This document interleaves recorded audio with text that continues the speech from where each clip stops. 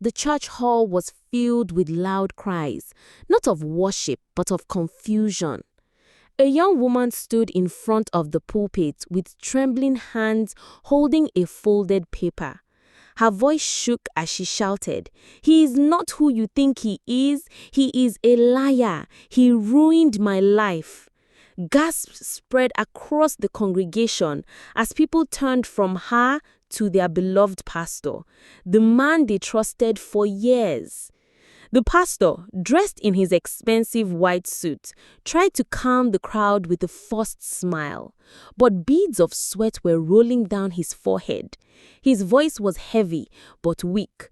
"Please, brethren, do not listen to this girl. The devil is using her," he said. But the girl refused to be silent. She pulled her scarf off her head and revealed a rounded stomach. The church froze. What she revealed that Sunday morning was not only her shame, but the beginning of a scandal that would burn through the city like fire. Just 6 months earlier, this same girl was nothing more than a quiet university student who believed her pastor was a man of God. She never knew that the same hands that lifted in prayer would one day be the same hands that dragged her into sin. And now, standing before everyone, she was ready to uncover what many suspected, but were too afraid to say aloud. The members looked at one another in shock. Some covered their mouths. Some shook their heads. The pastor's wife, seated in the front row, clutched her handbag tightly, her eyes wide with disbelief. The young woman's words echoed through the hall. "If you want the truth, listen to my story."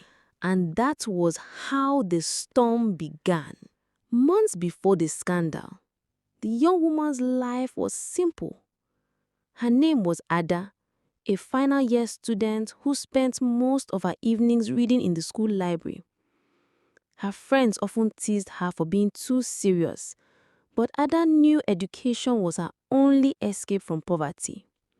She came from a small village where her widowed mother sold firewood to survive. For Ada, making it through school was the only way to repay her mother's sacrifices. It was during one of the church's campus crusades that Ada first caught the pastor's eye. He was not just any preacher. He was Pastor Daniel, a man who commanded crowds with his voice and carried himself like a king. The students respected him, lecturers admired him, and even politicians knelt when he prayed. To Ada, he looked untouchable, like a true man of God. When he laid his hand on her shoulder during an altar call, she felt honored, almost blessed. She never knew it was the beginning of a dangerous trap. Pastor Daniel later invited her to his office after service. He praised her dedication, spoke gently about her future, and promised to help her pay her school fees. Ada was surprised but grateful. No man had ever spoken to her with such warmth and authority. He told her he saw a special calling in her life, that God had chosen her for greatness. That night, Ada went home smiling, believing heaven had finally remembered her. But what she did not know was that Pastor Daniel's smile was not only holy, it was also hungry. Behind his shining suit and anointed words, hid secrets that would destroy everything he had built. And Ada, innocent and trusting, was about to walk into his carefully prepared snare.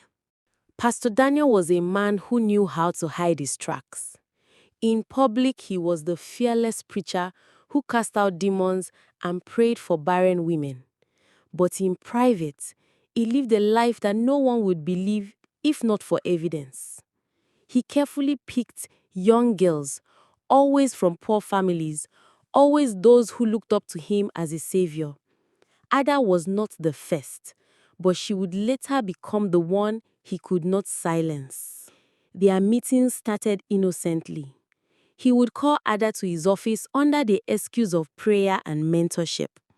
He gave her envelopes of money, books, and sometimes even paid her transport fare.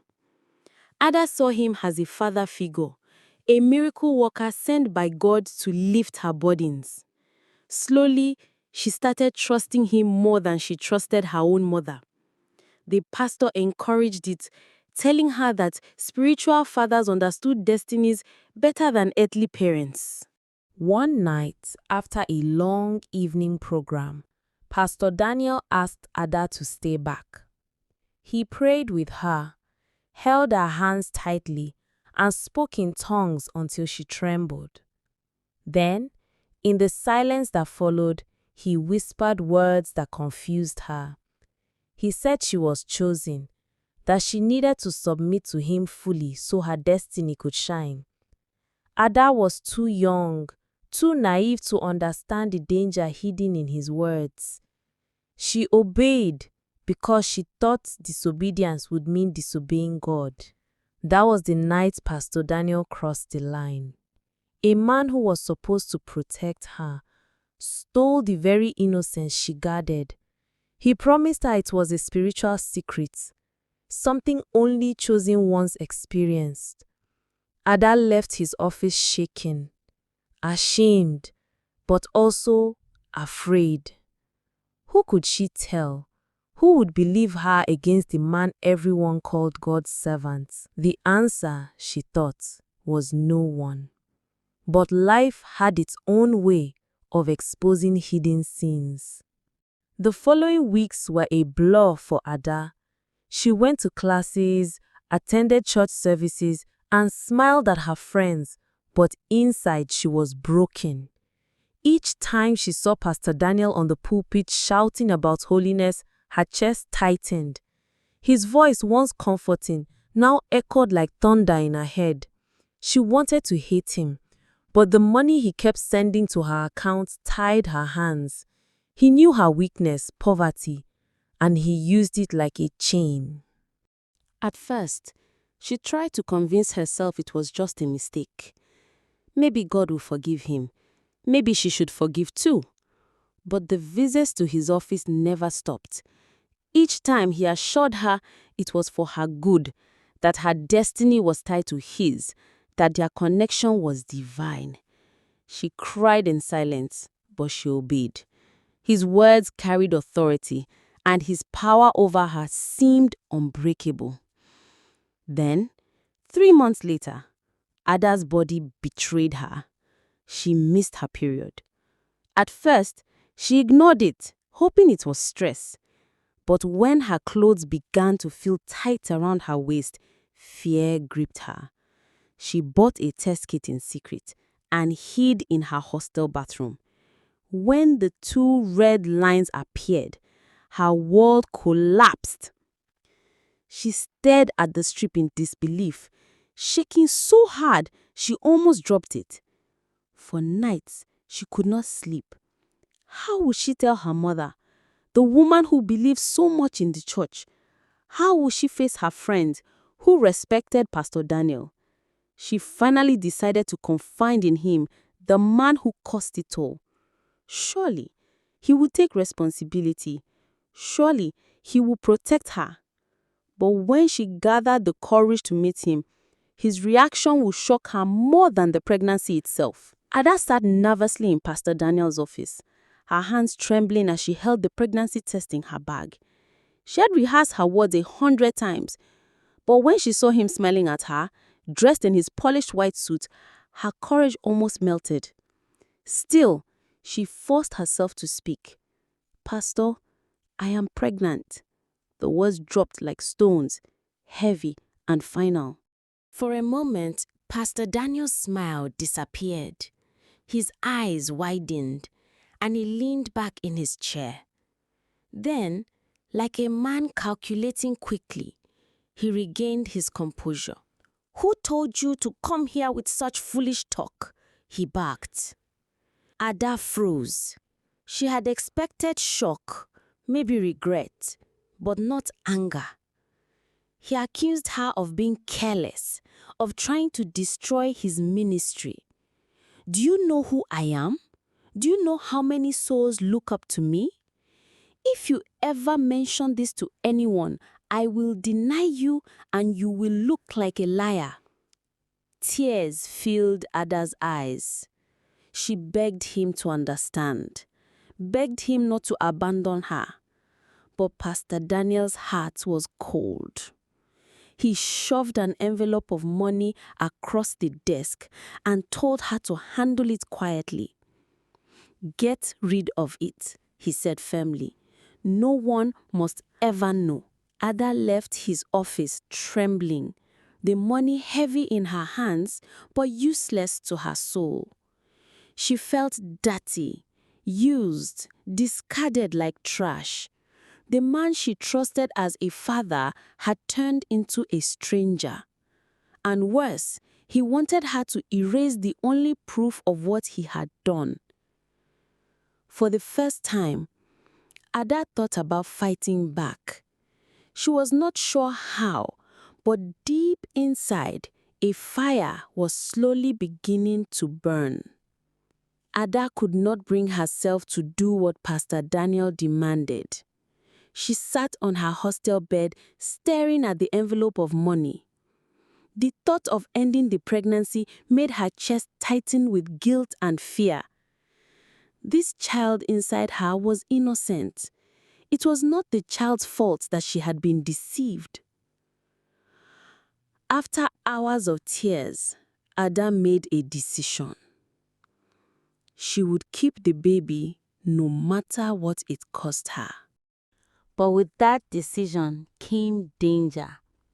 Pastor Daniel began to sense she had disobeyed him.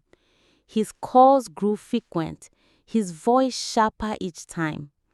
"Ada, do you want to destroy me? Do you want demons to use you?" he shouted once over the phone. She held the phone away from her ear, her tears dropping on her pillow.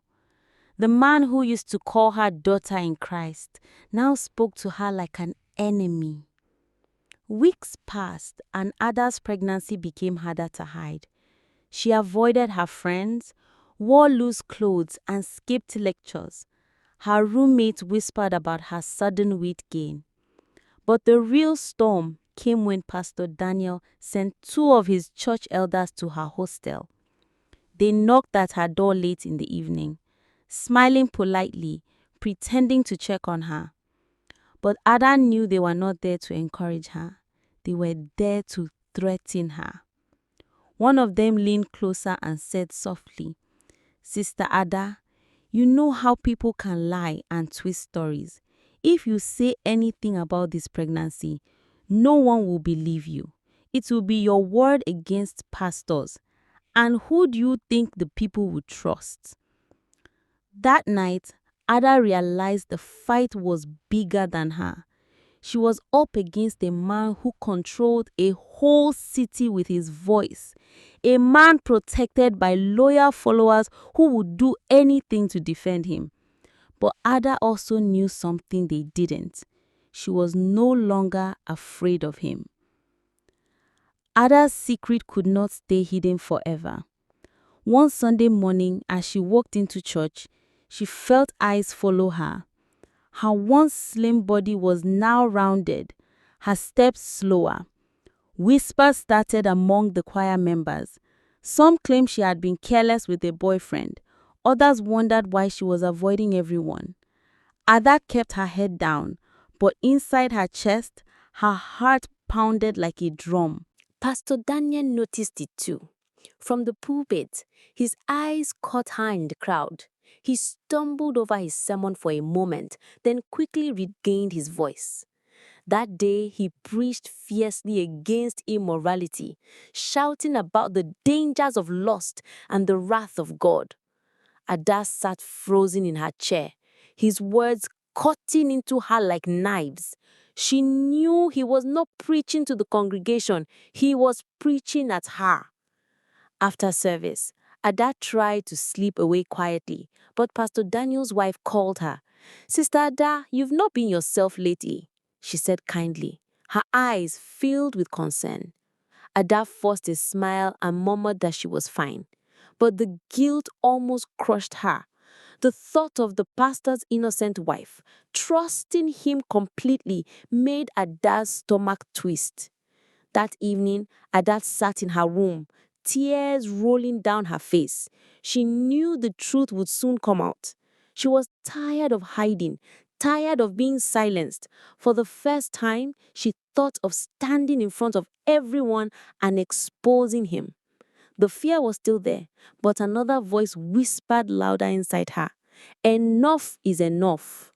Ada realized she had two choices: stay silent and let him destroy her life completely, or speak up and let the truth burn down his empire. And deep inside, she knew the day of Phila was coming. Ada's decision to expose Pastor Daniel began quietly.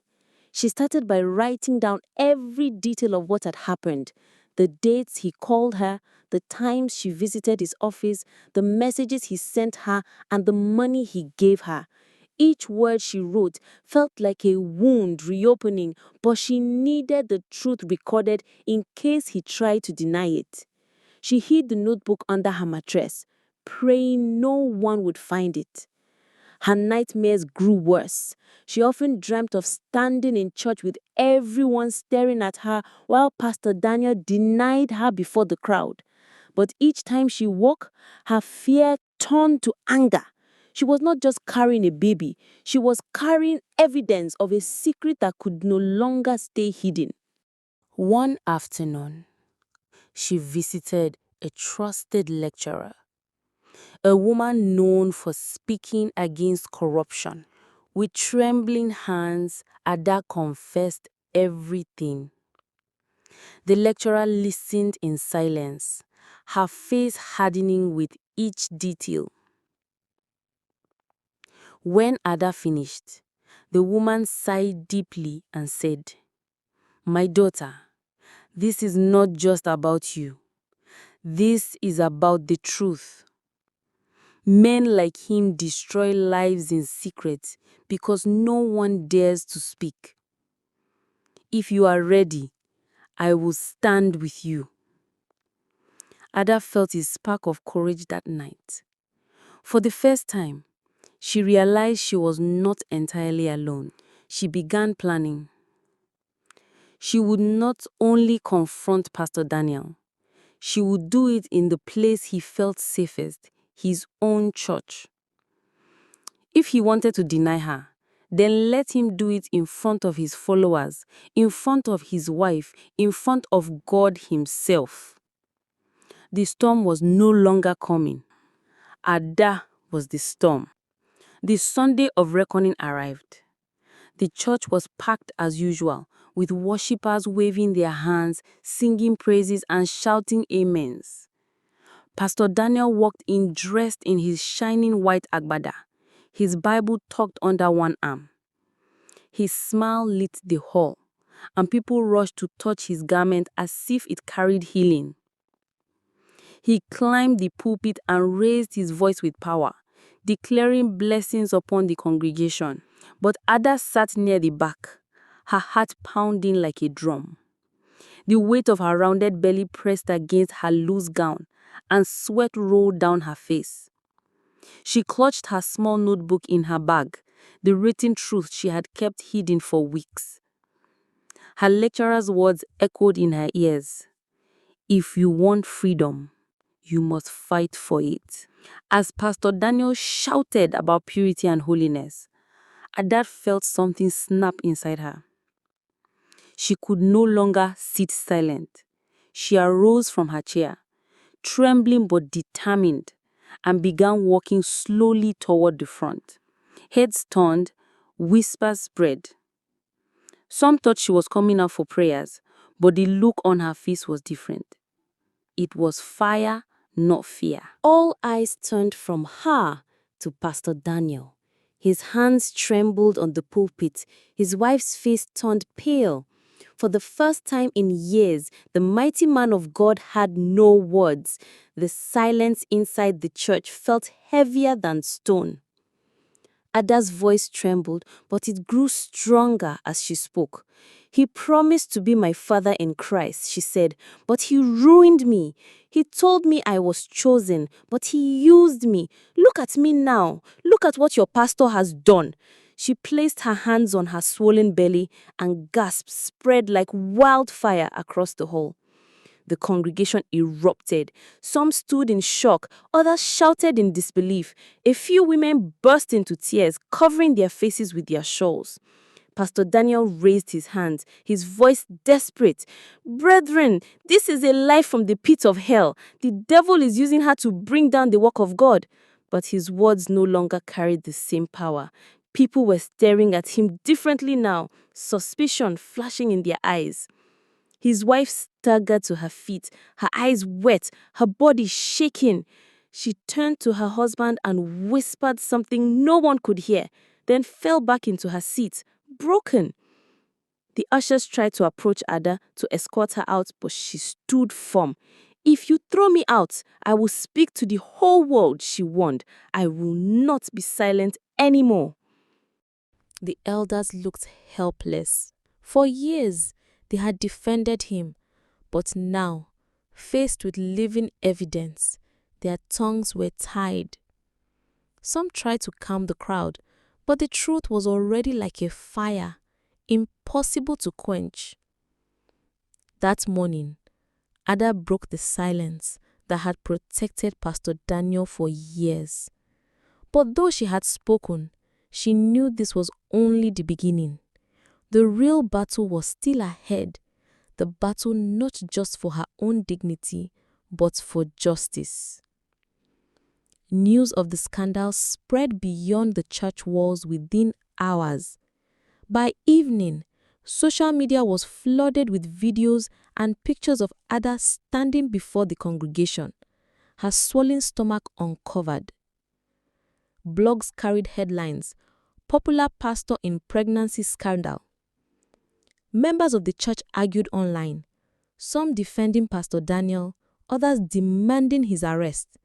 For the first time in his career, his image of holiness was cracked for the world to see. That night, Pastor Daniel sat in his mansion, surrounded by elders and lawyers. His face was pale, his hands restless. They argued about damage control, about how to silence Ada, about how to protect the church's name. But deep inside, Pastor Daniel knew the truth.